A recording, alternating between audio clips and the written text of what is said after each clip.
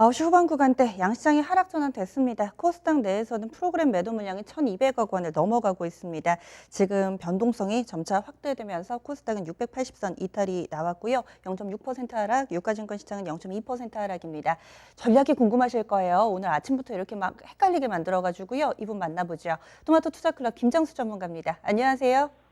네, 안녕하세요. 반갑습니다. 정수투자 김정수 전문가입니다. 네, 오늘 장은 한 줄로 어떻게 표현할 수 있을까요? 주가 밸류 제자리를 찾아가는 주식시장. 이렇게 좀 표현을 좀 해봤는데요. 네. 이 부분을 좀 말씀 좀 드리도록 하겠습니다. 앞서서도 약간의 좀 그러니까, 조정 가능성 얘기를 좀 해주신 적이 여러 차례 있었던 것 같은데 그러면은 좀 더 얘기 이어주세요. 예, 맞습니다. 지금은 코스피 시장하고 코스닥 시장을 좀 분명히 나눠서 대응을 해야 된다라고 좀 보고 있거든요. 코스피는 경기 민감주 위주로 특히 이번에 코로나19 관련된 피해주 중심으로 또는 실제로 산업에 대한 타격이 있는 주식들군으로 구성이 되어 있는데 지금 유동성 자금에 의해서 약간 추가적인 상승 흐름이 나오고 있는 거거든요.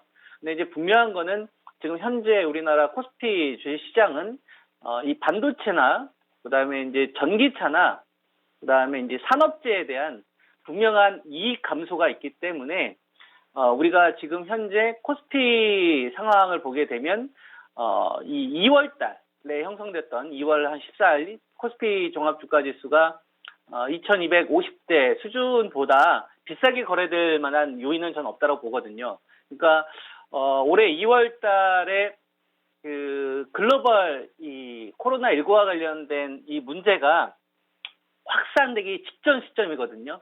우리가 1월 25일 중국 우한에서 시작했던 것이 일본이나 우리나라 아시아 수준에서 멈췄다고 한다면은 이것이 지금과 같은 이런 타격을 주지는 않겠지만 이게 이탈리아나 스페인이나 유럽을 시작으로 해서 북미까지 전 세계적으로 확산이 됐고요. 그다음에 실질적으로 셧다운이 됐기 때문에 공장 가동이 멈춘 부분들이 있기 때문에 그거에 따른 이익 감소분에 대한 밸류가 반영돼야 된다. 그렇기 때문에 올해 2월 달에 코스피 지수 2250선 노수준보다 지금 현재 우리나라 기업들의 이익 감소가 나타났기 때문에 요때보다 밸류를 높게 쳐줄 수 없다 이거죠. 그래서 요때가 PER이 한 15배 정도 됐거든요. 지금은 지금 1950선 가까이 좀 넘어가면서 PER이 한 17배 근접하는 수준까지 올라가고 있는 겁니다. 그러면 상당히 저는 비싸게 거래되고 있는 구간이라고 보고 있고요. 그래서 이 구간에서 마청 역할을 그동안 시장에서 좀 해줬던 어떻게 보면 우리나라 주식시장의 좀 바로미터 역할을 계속 해주는 삼성전자나 이 하이닉스가 치고 가는 흐름이 아니라고 한다면 이 흐름은 저는 다시 반등이 나온다 하더라도 되밀리는 조정을 우리가 염두해야 된다라고 보고 있는 거죠. 그래서 지금 삼성전자 같은 경우에는 우리가 동학개미 운동이라고 해서 2월 달 이후에 그 3월 달, 4월 달, 5월 달 들어서 개인 투자가들이 가장 많이 산 주식인데 코스피 시장이나 코스닥 시장에 올라가는 거에 비해서 완전한 소외를 받았거든요. 4월 달 초부터 제가 여러분들에게 코스피 시장과 코스닥 시장을 많이 비교해 드렸습니다. 코스피 같은 경우에는 기업들에 대한 이익 추정치, 변동치를 예상하기 어렵기 때문에 코스피를 하지 말고 코스닥을 하자고 했죠. 그래서 코스닥 레버리지라든지 코스닥 바이오제약 중심으로 해서 여러분들에게 추천드렸던 게 유전자 DNA나 mRNA 관련돼서 뭐 제넥신, 알테오젠, 레오캠 바이오를 시작으로 해서 뭐 최근에는 이제 NK맥스 뭐 이런 주식들을 여러분에게 추천을 좀 드렸었죠. 실제로 바이오제약에 대한 요거는 모멘텀만 체크하면 되기 때문에 바이오제약은 이제 모멘텀의 강화를 더 우리가 키울 필요가 있다. 그걸 제외하고 지금 시장에서 비싸게 거래할 필요는 저는 없다고 보고 있습니다. 그래서 삼성전자 기준으로 보면 이게 52,000원 정도 되는데요. 53,000원짜리를 완전히 좀 제압해주는 흐름이 나오기 전까지는 안심해서는 안 된다. 즉 삼성전자가 53,000원, 52,000원 완전히 넘어서면서 시장을 주도했었을 때 그때 이제 현금을 저는 다 써도 된다라고 보는데요. 지금은 아니기 때문에 현금 관리가 반드시 필요하다라고 봅니다.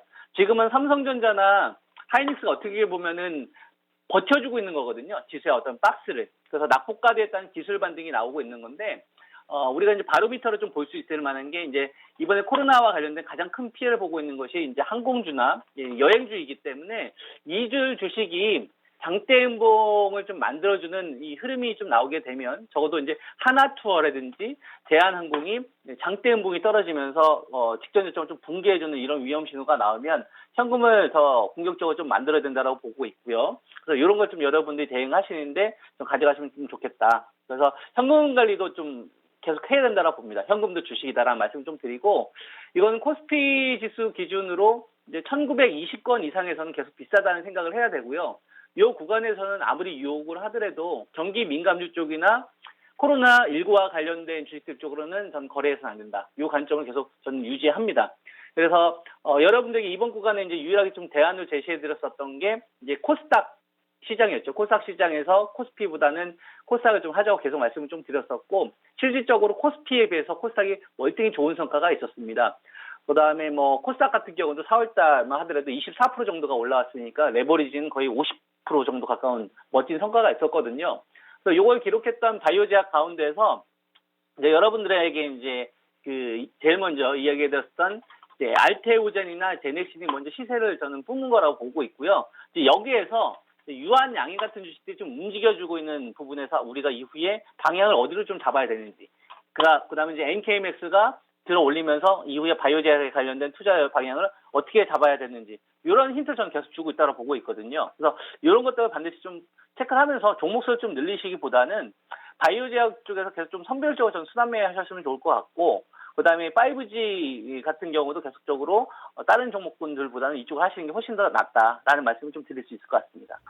조심하자. 그리고 5G 제약바이오 내에서의 종목 압축, 그동안에 쭉 주셨던 전략들 다시 한번 좀 이렇게 접하게 되는데요. 그러면 오늘은 어떤 종목이 좀 주목해야 될까요?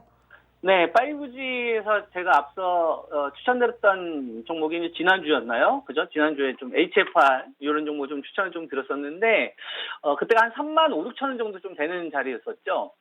우리가 직전 고점이 한 42,750원, 그 다음에 이번에가 한 4만 원이 살짝 안 되는 자리에서 지금 고점이 낮아진 상태고요. 그 다음에 저점이 계속 올라오는 구간에서 어떻게 보면은 좀 수렴 형태, 고점에서 좀 수렴 형태를 좀 보이고 있는 거거든요. 그래서 아래쪽으로도 보게 되면은 거래량이 크게 한번 증가했다가 조금씩 이제 감소되는 형태로 해서 한마디로 이제 눈치 보는 흐름, 이후의 방향성을 좀 눈치를 보려고 하는 흐름이 나오는데, 저는 상방 쪽으로 방향을 잡을 거라고 봅니다.